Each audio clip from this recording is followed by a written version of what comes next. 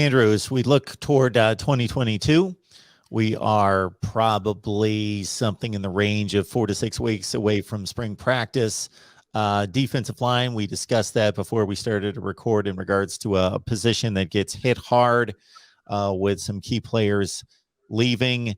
Your thoughts about, and we're going to know so much more once we get through spring practice and headed toward August, but your initial thoughts about some candidates to step in and fill the void.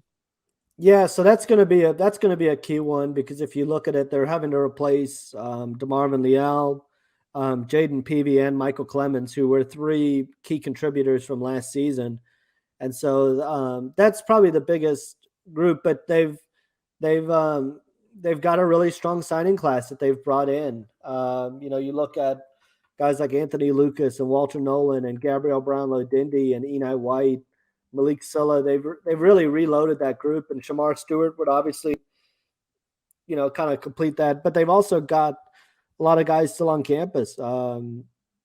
Guys like McKinley Jackson and Tyree Johnson and Shamar Turner, who is a big signee from the past class and was in the rotation last season. Tanmisa Adelaide was a guy that redshirted last year, but I know A&M is really high on him.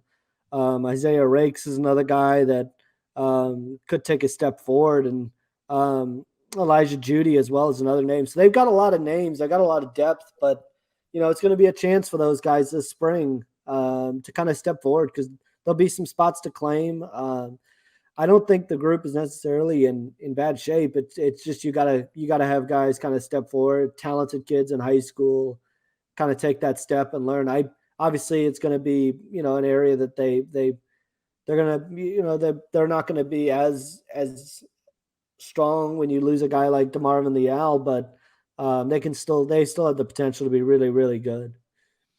Between Leal, Clemens, and Peavy, I'm counting up 31 tackles for loss and 17 and a half sacks. So to your point, if you look at the recruiting rankings, there's not going to be a drop-off in talent. It's just productivity, and these guys are proven versus the guys that are going to step in.